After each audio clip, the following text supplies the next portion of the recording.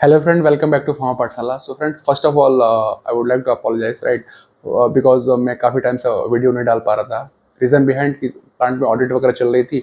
सो audit वगैरह में आप जो भी मेरे फार्मा फैटर्निटी से फ्रेंड होंगे उनको तो पता होगा ये बात कि ऑडिट वगैरह में जॉब टाइमिंग का कुछ टाइम शेड्यूल कुछ फिक्स नहीं रहता. सो उसके चलते मैं थोड़ा बिजी था. So due to that I was unable to post any video. So now I am back. So let's start. So friend, आज का टॉपिक मैंने जो रखा है वो रखा आप लोगों के लिए data integrity, right? So data integrity and ALCOA and ALCOA plus principles. So basically data integrity, आज के वीडियो में डाटा इंटीग्रिटी के बारे में डिस्कस करेंगे और उसके साथ साथ जानेंगे एल्कोवा प्रिंसिपल्स के बारे में, राइट? एंड व्हाट एल्कोवा, मतलब एल्कोवा क्या है और उसका डाटा इंटीग्रिटी किसी भी डाटा पे और डाटा की उसकी इंटीग्रिटी पे क्या क्या इम्पैक्ट है, राइट? एंड अलग अलग कंट्री की रेगुलेटरी जो अथॉरिटीज़ है वो डाटा इंटीग्रिटी के बारे में इतना कॉशियस क्यों है, इसके बारे में भी डिस्कस करेंगे कि क्यों डाटा इंटीग्रिटी मतलब ऑल ऑफ सडन, मतलब ठीक है अच्छी चीज़ है बट ऑल ऑफ सडन ये क्यों रेगुलेटरी एजेंसियाँ बहुत CGMP पे इसका क्या मतलब इम्पैक्ट है, क्यों डाटा इंटीग्रिटी को इतना ज़्यादा मतलब वैल्यू दिया जा रहा है, राइट? और इसके साथ साथ जो भी पहले एल्कोवा था फिर उसके साथ plus and now it is plus plus. So ये सब, ये सारा का सारा फंडा है क्या, उन सब के बारे में एक एक करके जानेंगे, right? So again I would request you all, please like this video, share this video and please subscribe to my channel and press the bell icon, right? So let's start.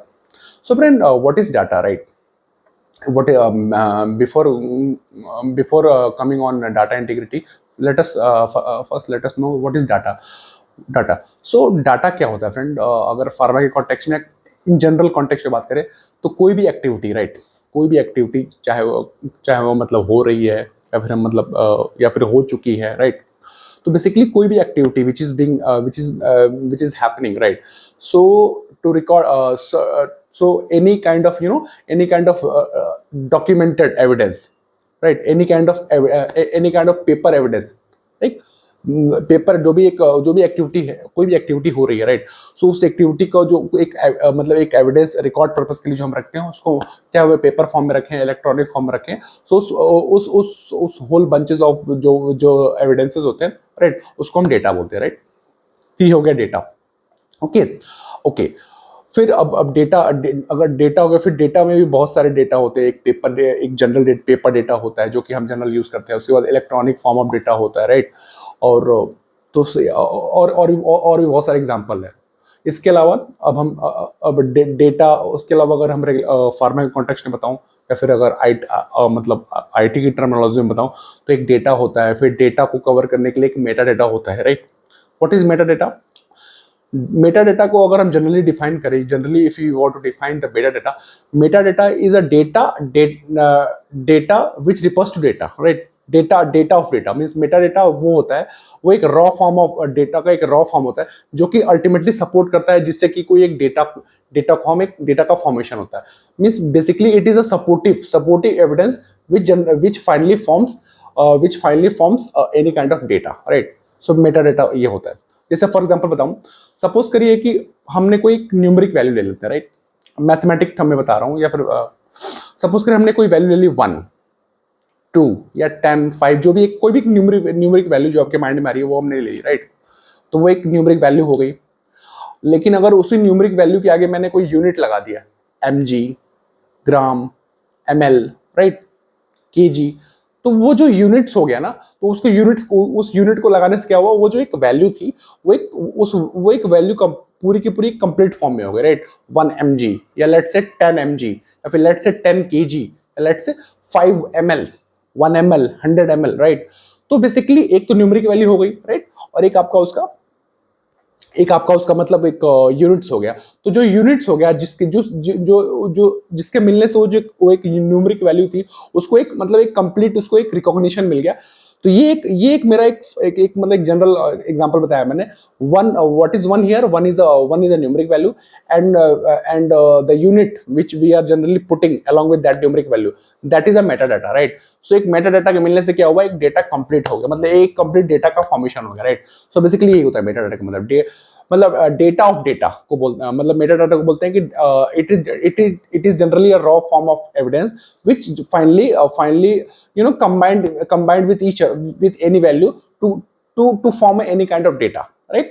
ये हो गया मेटा डेटा। ओके, अब हम बात करते हैं data integrity, right. What is data integrity? अच्छा, data integrity के बारे में फार्मा में बहुत ज्यादा मतलब, अगर मैं ये नहीं, मैक्सिमम लोगों को तो क्लियर है, बट अभी भी बहुत लोगों को ये लगता है कि डेटा, जिसे नहीं सुनते हम लोग रेगुलेटरी, मतलब कोई भी ऑडिट प्लांट में, हम जैसा हम लोग फार्मा फील्ड से हैं, तो बहुत बार बहुत सारे मतलब जब जब भी आपके फार्मा फ्रेंड्स मिलते होंगे या फिर डिस्कशन होता हुआ, तो बहुत सारे लोग के फ्रिक्वेंटली मुंह से निकल जाता है, अरे यार डेटा इंटीग्रिटी उस कंपनी ने कर दिया, राइट, अरे उस कंपनी में डेटा इंटीग्रिटी हो गया। सो जनरली क्या होता है कि अच्छा, एक क्वेश्चन यहाँ पे आया कि is data integrity is a good thing और बैड थिंग, राइट? क्या डेटा इंटीग्रिटी अच्छी चीज है या बुरी चीज है, राइट? क्योंकि जनरली जो हमारी स्पीकिंग है ना, राइट, जो हमारी मतलब लैंग्वेज मतलब प्रोनाउंसिएशन, उसमें हमारे मुंह से फ्रीक्वेंटली अरे उस फला कंपनी ने डेटा इंटीग्रिटी कर दिया, और उस कंपनी में डेटा इंटीग्रिटी हो गया। So if any company is doing, if any company is maintaining data integrity, it is a very good thing, right? Generally होता क्या होना चाहिए कि अगर कोई कंपनी अगर डेटा इंटीग्रिटी जो उसकी पॉलिसी है, राइट, जो उसकी पॉलिसी है डेटा को प्रोक्योर करने की, मेंटेन करने की, स्टोर करने की, राइट, जो उसके यहाँ मतलब डेटा स्टोरेज की, और जो उसके मतलब डेटा को मतलब सिक्योर करने की जो उसकी पॉलिसी है, अगर ये सारी की सारी रोबस्ट है, मतलब विद इन सिस्टम है, right, with in state of control है, तो इट मीन्स कि that company is following the data integrity policy very very adequately, right, ये इसका मतलब हुआ। Okay, and if any company is if any company is violating any kind of violating any kind of guideline, which generally leads to any kind of violation with respect to data, for example falsification, duplication, right, matlab, if any data is not legible, not readable, right, if any online entering is suppose that if any pharmaceutical industry, वो मैं बाद में समझाऊंगा Alcoa के बारे में, लेकिन example बताता हूँ। सपोज करो if any pharmaceutical industry, if any activity is happening, right, let's say if any batch is if any batch, production batch, if any pharmaceutical formulation manufacturing is going on, right, and ideally what should happen, ideally the whatever the activity which is going on, that activity has to be recorded at the same time, right, like if there is a say in Alcoa principle, there is a term called C, contemporaneous. What does it mean? It means online entry. Suppose if in the morning 9:30, if at 9:30 any batch is being prepared, right, so that entry of the recording of that batch, that 9:30 activity has to be done online, right?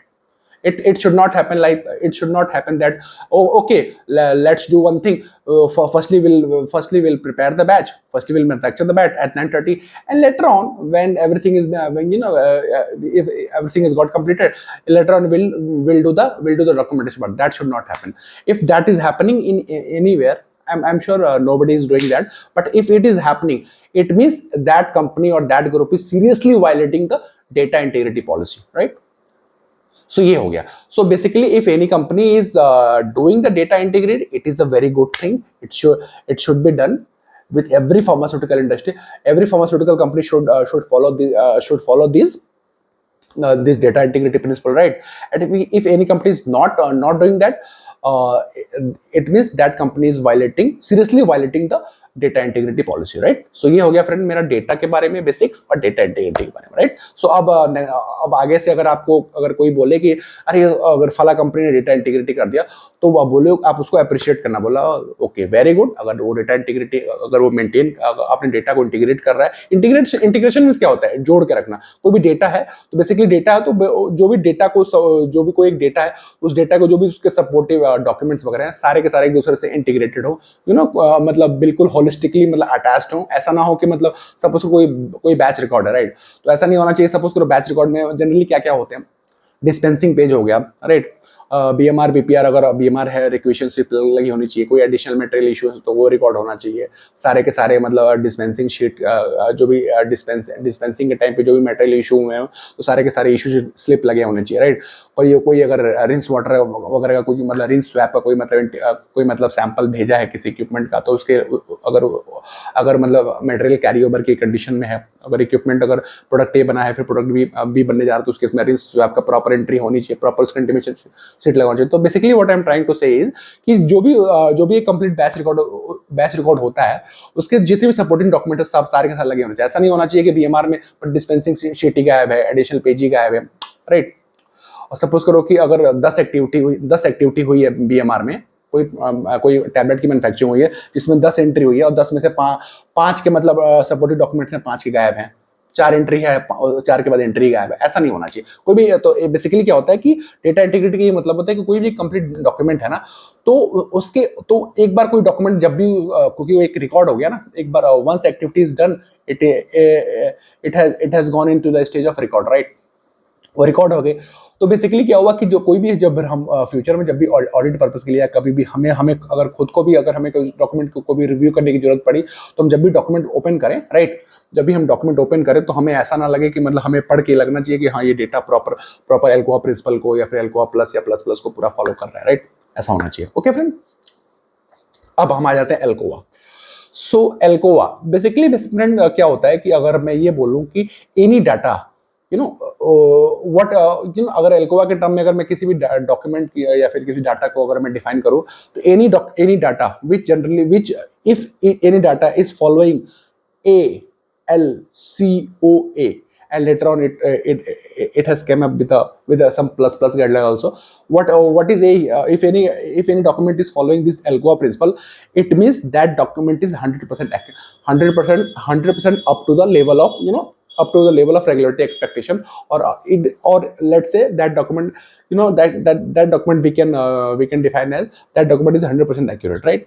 So what is A here? A means attributable। पहले मैं full form बताता हूँ। A क्या है हमारा? Attributable है। L क्या है? Legible. What is C? Contemporaneous. ठीक है, ALC हो गया। ठीक है, फिर what is O here? Original. Then again finally A हमारा क्या है? Accurate, right. ये मेरा हो गया एल्कोआ के बारे में। उसके बाद अगर प्लस प्लस की बात करें तो प्लस प्लस में क्या होता है आपका? Complete, consistent, enduring, available, right. And फिर एक और प्लस आया जिसमें आप अगर आप और उसको मतलब वो तो आपके मतलब वो आगे और भी प्लस प्लस मुझे लगता है और भी आने वाला है। जैसे प्लस प्लस में और भी जोड़ेगा, ट्रेसेबल आ गया है, डेटा शुड बी ट्रेसेबल। उसके बाद और भी क्या आ गया? FNS। what is the what is F here? F is free from error. Any data which is being generated that should be 100% free from error. And what is S here? S is any data which is being issued that should be 100% secured from any malwares. If that data is electronic if that data is electronic form data, in that case that should be free from any malware, right. और उसमें एक proper access level होना चाहिए और जो भी authorise person है उन्हीं को राइट होना चाहिए जहाँ पे स्टोर है उसको देखने के लिए। ऐसा नहीं कि कोई भी जाके उसको एक्सेस करके देख ले रहा है, राइट। तो ये हो गया। अब हम एक एक करके डिस्कस कर लेते हैं फ्रेंड, राइट। ए मैंने सबसे पहले एल्कोआ में ए क्या है? जो मतलब एट्रीब्यूटेबल। एट्रीब्यूटेबल का मतलब क्या होता है फ्रेंड कि सपोज करो कि मैं फार्मा के कॉन्टेक्स्ट में बिल्कुल एग्जाम्पल समझाता हूँ।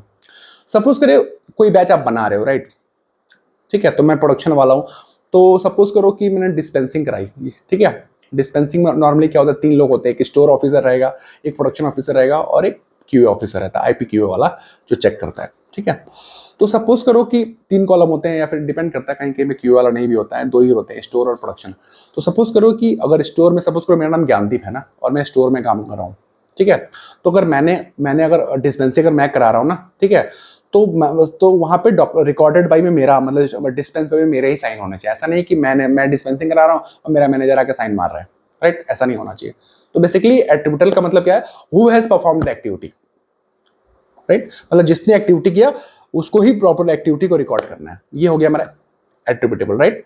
अब एल का मतलब लेजिबल, क्लीन। बेसिकली कोई भी डॉक्यूमेंट होता है, जैसे आप लोग फार्मा की कॉन्टेक्स्ट में बात करेंगे हम, BMR, BPR या फिर STP, SPAC, SOP कुछ भी है, तो आप कोई भी डेटा पढ़ो, चाहे वो हैंड रिटन हो। अगर BMR, BPR है जो भी हैंड रिटन है, रिकॉर्ड किया गया है, रीडिंग वगैरह जो भी आपका ऑब्जर्वेशन उसको रिकॉर्ड करा है, तो ऐसा नहीं होना चाहिए कि मतलब आपने कुछ ऐसा लिख दिया है कि मतलब आपको पढ़ने में नहीं आ रहा है और दूसरा कोई अर्थ का अनर्थ समझ जाए। सपोज जैसे होता है ना, कुछ लोग ग्रामेटिकली अल्फाबेटिक्स में कुछ लोग ऐसे लिख देते हैं कि मतलब आर लगता है कि एस है, होता है ऐसा लगता है कि कुछ और है। तो बेसिकली ऐसा होना चाहिए कि वो प्रॉपर मतलब रीडेबल होना चाहिए। ऐसा नहीं कि मतलब आप लिख कुछ रहे हो तो केवल आपको जैसे मैं कुछ रिकॉर्ड कर रहा हूँ, हो सकता है कुछ ऐसा अतरंगी फॉर्म में अल्फाबेटिकली मैंने डाल दिया कि वो मुझे तो पता है कि मैंने क्या लिखा है, बट अगर मैं मैनेजर पढ़ेगा, सपोज कल को कोई रेगुलेटरी अथॉरिटी को के सामने मैंने BMR वहां पे मैंने प्रेजेंट करा, तो उसने देख के बोला अरे ये तो कुछ और ही लिख दिया इसने, राइट।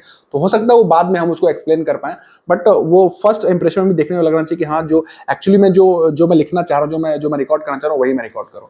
ये हो गया लेजिबल का मतलब है, it should be properly readable to everyone, right. Whoever is going to read that or access that data, that data should be in a legible form, right? Basically in readable form, right? ये हो गया मेरा L, okay? Then comes C. What is C here? Contemporaneous. Contemporaneous का मतलब क्या होता है? Online. सुबह 9:30 बजे कोई एक्टिविटी हो रही है तो 9:30 बजे ही रिकॉर्ड करो। ऐसा नहीं कि 9:35 9:40 कर दो, ऐसा नहीं कि 10 बजे रिकॉर्ड कर लो। नॉर्मली क्यूसी में भी अगर बात करें, अगर 10 बजे कोई टेस्टिंग अगर सैंपल लगा दिया एचपीएलसी पे तो एचपीएलसी की बात तो अलग हो जाएगी। वहाँ पे तो अगर वहाँ पे प्रॉपर फिर अगर वो सीएसबी कंट्रोल आ जाता है बेसिकली आपका, वो ऑडिट वगैरह है, तो वहाँ पे तो आप छेड़छाड़ कर नहीं सकते। बट ठीक है, अगर आप कर रहे हो तो नॉर्मली अगर आप कुछ अल्ट्रेशन कर रहे हो तो डेफिनेटली उसमें कंट्रोल्स वगैरह है, ऑडिट टेल्स वगैरह है। वो मैंने आपको ऑलरेडी एक सीएसबी वाले पार्ट में मैंने ऑडिटर के बारे में बताया था, बट मैं एक बार और क्योंकि वो थोड़ा मैंने बेसिक ही बताया था, डिटेल डिस्कशन में सीएसबी पे करूंगा। मेरा पूरा फोकस है क्योंकि थोड़ा सीएसबी मेरा थोड़ा सब्जेक्ट भी है और मुझे मजा भी आता है सीएसबी में, तो मैं सीएसबी के बारे में डिटेल डिस्कशन करूँ। क्योंकि अभी सीएसबी में भी क्या हो गया कि अगर 21 CFR पार्ट 11 की बात करें तो उसमें सब पार्ट जो सी है जनरल चैप्टर, उसमें क्लॉज नंबर 11.10 एक रिवाइज हुआ है, ठीक है। वो मैं आपको बाद में बताऊंगा।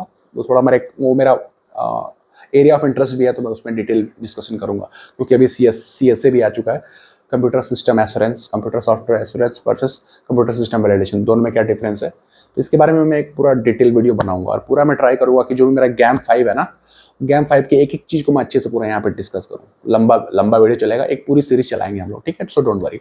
सो बेसिकली क्या होता है, हम अभी यहाँ बात कर रहे हैं ऑनलाइन एंट्री की, कॉन्टेम्परेनियस की बात कर रहे हैं। तो कॉन्टेम्परेनियस में फ्रेंड क्या होता है कि बेसिकली ऑनलाइन जितने बजे की एक्टिविटी उतने बजे रिकॉर्ड करना है, चाहे वो प्रोडक्शन की बात करें, चाहे क्यूसी की बात करें, या फिर कहीं की भी बात करें, चाहे स्टोर हो आपका, इंजीनियरिंग, कहीं पे भी कोई भी जीएमपी प्रीमाइसेस के अंदर कोई भी एक्टिविटी हो रही है, राइट, जो कि अल्टीमेटली लीड कर रही है मेरे जो भी अल्टीमेटली में रिलेट कर रही है सीजीएमपी से, करंट गुड मैन्युफैक्चरिंग प्रैक्टिसेस से। उस केस में मुझे अगर मैं एल्कोआ प्रिंसिपल्स की बात करता हूँ, तो अगर मैं सी की बात करूँ तो ऑनलाइन एंट्री होनी चाहिए। जो जितने बजे हुआ उतने बजे रिकॉर्ड कर डालो, ठीक है। कोई बैक डेट नहीं, कोई एडवांस कुछ नहीं, ठीक है। अब जैसे थोड़ा सा क्या होता है कभी कभी कि सुनने में आता है, मैंने तो कभी देखा नहीं है बट सुना है, कुछ लोग डोमेस्टिक फील्ड से बताते हैं कि कुछ लोग क्या करते हैं प्रोडक्शन में भी ऐसा होता है कि कुछ लोग एडवांस में रीडिंग भर देते हैं। ऐसा बहुत लोग बोलते हैं कि डोमेस्टिक प्लांटों में क्या होता है कि मतलब टाइम बचाने के लिए, क्योंकि ऐसा होता है कि मतलब एक ही बंदे को मल्टीपल जगह उनको असाइन करते हैं जॉब, तो वो अपना टाइम के हिसाब से वो सेटिंग करके और पहले एडवांस में रीडिंग भर देते हैं। वो भी नहीं करना है अपने को, राइट। वो serious violation of data integrity policy हो जाएगी, right friend. Okay, C means online entry, right. Then ALC हो गया आपका। Then O, what is O means original. Original means कि डेटा शुड बी ओरिजिनल, जिस फॉर्म में जो डेटा है उसको उसी फॉर्म में मेंटेन करना है, ऐसा डुप्लीकेसी फॉल्सिफिकेशन नहीं करना है। बेसिकली मतलब ऐसा नहीं है कि आपको, बहुत लोग R&D भी करने लगते हैं। नॉर्मली क्या होता है कैलकुलेशन वगैरह में या फिर BMR में अपना अलग से दिमाग लगा लगता है कि अरे ये है, ऐसे है, तो एक काम करते हैं, इसको इधर से ले लेते हैं, इसको इधर से जोड़ के कुछ और लिख देते हैं, तो अल्टीमेटली मेरा मतलब मीन्स तो वही निकलने वाला है। ऐसा भी नहीं करना है, राइट।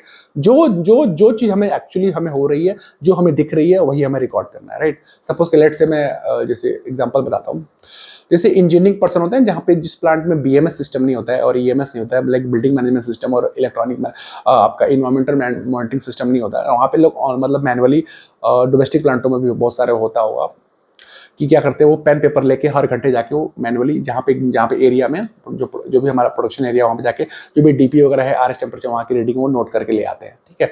तो सपोज मैंने कई बार मतलब मैं सुना है, मैंने देखा तो नहीं है, कि मतलब फार्मा के लोगों ने फीडबैक दिया मेरे को कि सपोज करो DP उनका है, सपोज करो कि 9.8, तो वो कुछ राउंड अप करके 9.9 10 ऐसा कुछ बोलते हैं, वो लिख लेते हैं। राउंड अप करने का पता नहीं क्या सिस्टम है। अगर टेम्परेचर 21.9 है तो उसको 22 मान लेंगे, ना, दैट शुड नॉट हैपन। जो जितना दिख रहा है वही उसको वैसे रिकॉर्ड करो, ओरिजिनल फॉर्म में रखो। ये हो गया मेरा O का प्रिंसिपल, राइट, एल्कोआ के केस में।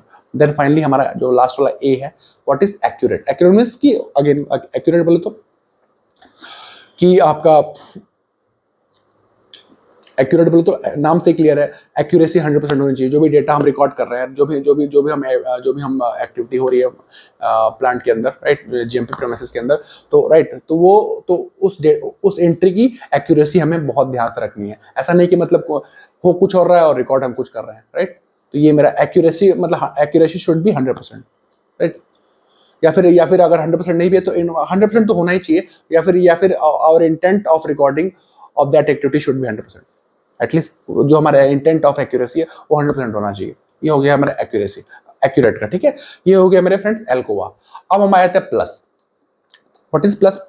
Complete, consistent, enduring and available. Complete ना, एज यू नो, नाम से क्लियर है कि डेटा शुड बी कंप्लीट। ऐसा नहीं है कि सुबह, सपोज करो कि बैच की बात करें, सुबह 10 बजे से बैच चल रहा है और शाम के 5 बजे तक चला, ठीक है, 3 बजे तक एंट्री की, उसके बाद 2 घंटे गायब। ना ना ना, पूरा कंप्लीट होना चाहिए, ठीक है। ये हो गया मेरा कंप्लीट, और पूरा एकदम कंप्लीट होना चाहिए। सपोज करो अगर बीएमआर, अगर जैसे बीएमआर की बात करें, राइट, तो बीएमआर में मान लो आइडियली 100 पेजेस हैं, तो ऐसा नहीं है कि मतलब उसके हैंडलिंग के दौरान 100 में से 98 पेज हैं, 2 पेज गायब हो गए ना, ऐसा भी नहीं होना चाहिए।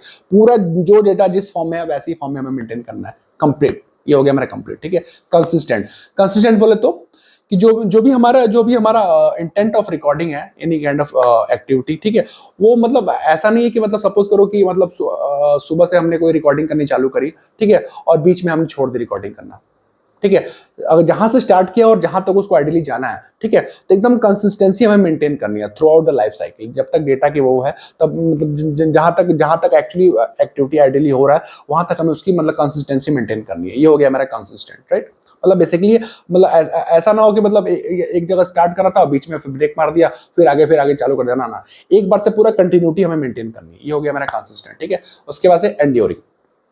एंड्योरिंग मींस क्या होता है कि डेटा शुड बी एंड्योरेबल। एंड्योरेबल बोले तो क्या हो गया कि बेसिकली कोई भी डेटा है ना, तो वो ऐसा हमें मेंटेन करना है। कोई भी रिकॉर्ड, जैसे बैच रिकॉर्ड है या कुछ भी, ऐसा हमें मेंटेन करना है कि जो थ्रू आउट जब भी उसकी मतलब अगर कोई प्रोडक्ट जब तक कि उसकी लाइफ साइकिल डिसाइडेड है उस डेटा की, राइट, तब तक वो पूरा इंडिविजुअल फॉर्म में होना चाहिए। मतलब डेटा शुड बी प्रेजेंटेबल। ऐसा नहीं होना चाहिए कि मतलब कि आज हमने सपोज करो कोई बैच रिकॉर्ड है, तो उसकी सेल्फ किसी प्रोडक्ट का बैच रिकॉर्ड है, तो 3 साल तक उसकी प्रोडक्ट एक्सपायरी है, तो नॉर्मली क्या करते हैं कि 3 year plus product expiry plus 1 साल, 4 साल तक के लिए कोई भी बीएमआर रखते हैं। अगर किसी की सेल्फ लाइफ 3 साल है तो 4 साल तक हम बीएमआर उसको स्टोर करते हैं। तो ऐसा नहीं होना चाहिए कि 1-2 साल के बाद क्या होगा कि वो उसमें से मतलब क्या होता है, वो पूरा जब तक उसकी लाइफ साइकिल है तब तक वो पूरा इंडिविजुअल फॉर्म में रहना चाहिए। मतलब कभी भी उसकी मतलब आस्क हो तो एकदम प्रॉपर, एकदम वेल मैनर्ड में रहना चाहिए, और एकदम in the form of present, मतलब एकदम प्रेजेंटेबल फॉर्म में होना चाहिए, राइट। ऐसा नहीं होना चाहिए कि मतलब हमें लेके आए तो पता लगे कहीं से कुछ टर्न फॉर्म में है, कुछ पेजेस मिसिंग है, ऐसा नहीं। पूरा एकदम जो डॉक्यूमेंट है वो एकदम मतलब प्रेजेंटेबल ऑडिटेबल फॉर्म में होना चाहिए, राइट। ये हो गया मेरा एंड्योरेबल। ओके, देन फाइनली हमारा क्या है? Complete, consistent, durable and available, right. Available का मींस क्या है कि ओके, अगेन वही कि जब भी डेटा की आस्क हो, जहां पे भी डेटा को हम स्टोर कर रहे हैं, राइट, क्योंकि एक बार एक्टिविटी हो गई उसका तो डेटा को हम चाहे वो इलेक्ट्रॉनिक हो चाहे कुछ भी हो, चाहे वो पेपर फॉर्म में हो, उसको हम एक जगह स्टोर करते हैं, ठीक है। तो वो जब भी उसकी आस्क हो ना, तो इस तरह से उसकी प्रॉपर स्टोरेज एंड मेंटेनेंस होना चाहिए कि जब भी उसकी आस्क हो तो with in a very short period of time उसको हम इजिली वो एक्सेस कर सके, और इजिली उसको जहां पे भी उसकी आस्क है उसको हम अवेलेबल करा सके, ठीक है। ये मेरा हो गया available. Okay, now plus, another plus के उसमें क्या है फ्रेंड्स कि जैसे हम बताते एफ है, एस है एंड ट्रेसेबल। एफ बोले तो free from mirror, right. Free from mirror का मतलब क्या होता है कि जो भी डेटा है, राइट, वो उसमें ना एरर की पॉसिबिलिटी बहुत ही लेस होनी चाहिए या फिर नहीं होनी चाहिए। वैसे तो नहीं होनी चाहिए, बट अगर है भी तो बिल्कुल मतलब ऐसे एरर ना हो कि जो कि मतलब बिल्कुल अर्थ का अनर्थ कर दे। ऐसा नहीं होना चाहिए कि एक्चुअली जिस पर्पस के लिए डेटा को हमने रिकॉर्ड करा है वो पर्पस ही मीट नहीं हो रहा है, एक्चुअली में कुछ और ही हो रहा है, ऐसा नहीं होना चाहिए। तो फ्री फ्रॉम एरर होना चाहिए, right. Either it should be like very it should be in the form of very least errors, or let's say free from any errors, right। least भी नहीं बोल सकते, एक्चुअली वो मेरा करेक्ट वर्ड नहीं होगा। फ्री फ्रॉम एरर्स, बिल्कुल error नहीं होनी चाहिए, राइट। ओके, देन आपका एस, एफ तो बता दिया मैंने, फ्री फ्रॉम एरर्स। एस क्या है? Secure, in the form of secure. Secure का मतलब क्या है कि जैसे मैंने पहले बताया था कि जो भी डेटा हम, चाहे पेपर डेटा है जहां भी उसको स्टोर कर रहे हैं, और जहां पे अगर इलेक्ट्रॉनिक है जहां भी उसको मतलब स्टोर कर रहे हैं, तो इलेक्ट्रॉनिक डेटा है तो जिस भी सिस्टम में चाहो तो वहां पे देखना देखिए कोई मतलब फालतू के मालवेयर, मतलब कोई मतलब वायरस वगैरह ऐसे ना आ जाए जिससे कि वो डेटा मेरा मतलब अल्टीमेटली डेटा मेरा हैम्पर हो जाए, ठीक है। वैसे तो होता क्या है कि हम CSV फॉर्मेट रखते हैं, हम कभी भी वर्ड फॉर्मेट में, और जो भी हमारा जो मास्टर डेटा होता है उसको हमेशा हम PDF फॉर्म में रखते हैं, राइट, क्योंकि ये बेस्ट प्रैक्टिस है। अगर आईटी गाइडलाइन की बात करें तो वैसे पीडीएफ फॉर्म को ही प्रेफर किया जाता है, क्योंकि पीडीएफ फॉर्म में ये माना जाता है कि जो भी फालतू के मालवेयर्स वगैरह है वो डेटा को इजीली हैम्पर नहीं कर पाते, राइट, या फिर नहीं भी कर पाते। और अगर पेपर फॉर्म की बात करें तो वहाँ पे अगर एस का फंडा कैसे काम करेगा, जो भी जहाँ पे भी हम उसको डेटा को स्टोर कर रहे हैं तो वहाँ पे मतलब देखना चाहिए कि प्रॉपर मतलब जो भी मेरा कॉम्पैक्टर वगैरह में जहाँ पे हम डेटा को स्टोर करते हैं या फिर जो भी मेरा डॉक्यूमेंट रूम है वहाँ पे फालतू मतलब सीलन वगैरह ना हो, कोई मतलब ज़्यादा अननेसेसरी मतलब मॉइस्चर वगैरह ना आए जिससे कि मेरे डॉक्यूमेंट वगैरह में मतलब कुछ फटने लगे या कुछ होने लगे, ठीक है।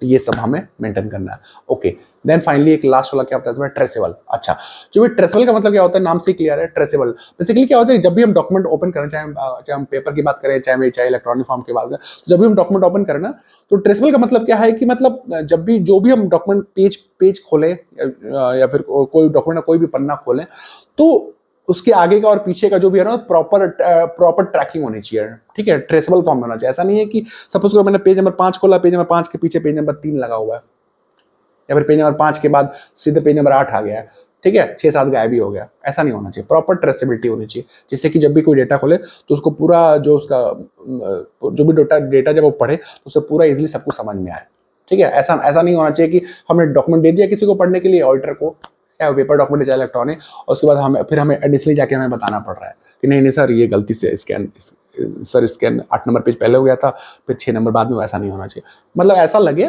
मतलब डॉक्यूमेंट दे दिया उसको, मतलब ऐसा हमें एल्कोआ प्रिंसिपल को, Alcoa plus and plus plus को ऐसा हमें फॉलो करना है, चाहे पेपर फॉर्म में हो चाहे इलेक्ट्रॉनिक फॉर्म में, कि जब भी हम ऑडिटर को दे तो इतना कॉन्फिडेंस रहे कि ऑडिटर को हमें अलग से जाके बताना ना पड़े कि सर नहीं ये ऐसे हो गया था सर, स्कैनर नहीं काम कर रहा था, नहीं sir actually we were not suppose to do this but it had happened to do this. नहीं ऐसा नहीं, ये सब फालतू की बातें बोलनी ही नहीं है। डेटा ऐसा एल्कोआ प्रिंसिपल ऐसा मेंटेन करो, डेटा को ऐसा इंटीग्रेट करके रखो कि आपका बिल्कुल ये रेगुलेटरी अथॉरिटी आपसे बिल्कुल इंप्रेस हो जाए, राइट। और डॉक्यूमेंट देख के वो इतना इंप्रेस हो जाए कि उसको वो ये मान ले कि डॉक्यूमेंट इतना अच्छे से मेंटेन किया, इट मींस कि सीजीएमपी प्रैक्टिस मतलब एक्चुअली में तो ये लोग अच्छा कर ही रहे होंगे, तभी तो डॉक्यूमेंट इतना अच्छा रखा है, राइट। ये हो गया फ्रेंड। अच्छा, अब हम अपने आखिरी पड़ाव पे आते हैं वीडियो के, उसमें मैंने क्या पहले बताया था कि रेगुलेटरी एजेंसी इतना फोकस क्यों है, इतना कॉशियस क्यों है मतलब डेटा इंटीग्रिटी को लेके। और जब भी कोई कंपनी वायलेट करती है, जिसको बोलते हैं डीआई वायलेशन हो गया, हम लोग सुनते हैं ना ऑफन, तो रेगुलेटरी अथॉरिटी क्यों इतना मतलब कॉशियसली इस पे मतलब फोकस करती है और क्यों मतलब प्रोएक्टिव अप्रोच रखती है और क्यों क्विक एक्शन लेती है। इसका रीजन ये है फ्रेंड्स कि बेसिकली डाटा इंटीग्रिटी में बेसिकली रेगुलेटरी एजेंसी ये मानती है कि अगर किसी ने एल्कोआ प्रिंसिपल को ही फॉलो नहीं किया डॉक्यूमेंट रिकॉर्डिंग में, अपने डाटा को मेंटेन करने में, तो क्या गारंटी है कि एक्चुअली में इसने प्रोसेस करा होगा। सपोज करिए कि कोई जीएमपी एक्टिविटी, चाहे वो टेस्टिंग हो चाहे वो मैन्युफैक्चरिंग हो, कुछ भी हो, वो सुबह की एक्टिविटी हो, ठीक है, एक्चुअली, और ठीक है, और रिकॉर्ड हो रही है अगले दिन, ठीक, मैं समझिए मैं क्या बोलना चाहूँ। कोई आज 12 तारीख है, 12 तारीख को सुबह कोई एक्टिविटी हुई और हमने रिकॉर्ड किया 13 तारीख को, और रेगुलेटरी अथॉरिटी को हम चिल्ला के बोल रहे हैं, अपना सीना चीर के दिखा देंगे, नहीं सर मैंने 12 को ही किया था, नहीं सर मैं ये कर रहा हूँ वो कर रहा हूँ, बट एक्चुअली वो डॉक्यूमेंट मेरा बोल रहे नहीं 13 को हुआ है, तो रेगुलेटरी एजेंसी क्यों मानेगा आपकी बात। समझ रहे हैं आप मैं क्या बोलना चाह रहा हूँ। तो बेसिकली जो डॉक्यूमेंट में दिखता है वही बिकता है, फंडा सुना है ना आपने, कहावत भी बहुत अच्छी है, जो दिखता है वही बिकता है। जो आप रिकॉर्ड करोगे वही डॉक्यूमेंट आपका बोलेगा। आप लाख चिल्लाओ, गंगा में खड़े होके बोल दो आप, ठीक है, कि नहीं सर मैं बोल रहा हूँ सर वो उस टाइम पे पीसी चल नहीं रहा था, बीएमआर इशू नहीं हो पाया था, जो भी है, कुछ भी हो गया सर, उस टाइम प्लांट में स्ट्राइक थी लेकिन बैच बनाना जरूरी था, कुछ भी बोल दो आप, रिकॉर्ड ही नहीं हुआ है, इट मींस की जेपी बोलती भी है ना, if it is not recorded it means it is not done. अगर कोई चीज रिकॉर्ड नहीं हुई it means it has not happened. Simple सी बात है, जैसा आपका डॉक्यूमेंट रहेगा वैसा ही इंप्रेशन जाएगा रेगुलेटर्स के सामने, और वैसा ही वो आपके प्लांट के बारे में प्रेजेंटेशन बनाएंगे, ठीक है, और वैसे ही वो आपको रिव्यू देंगे, right. So friend, thank you so much. आज की वीडियो को हम यही खत्म करते हैं। थैंक यू सो मच देखने के लिए। I hope you like this video. If you do so please like this video, share this video, and please subscribe to my channel and press the bell icon. Thank you so much. और friend again मैं आप सबसे माफ़ी मांगता हूँ क्योंकि video में बहुत सारा गैप हो गया, बट डोंट वरी, अब ऑडिट वगैरह सब खत्म हो गया। अब डेली एक नए और एकदम इंटरेस्टिंग कंटेंट आने वाले हैं। और प्लीज़ अगर आपके कुछ है, अगर आपके कुछ कंसर्न वगैरह हैं, अगला वीडियो किस टॉपिक पे चाहते हो, प्लीज़ हमारे कमेंट सेक्शन में लिखिए। थैंक यू सो मच देखने के लिए। Thank you.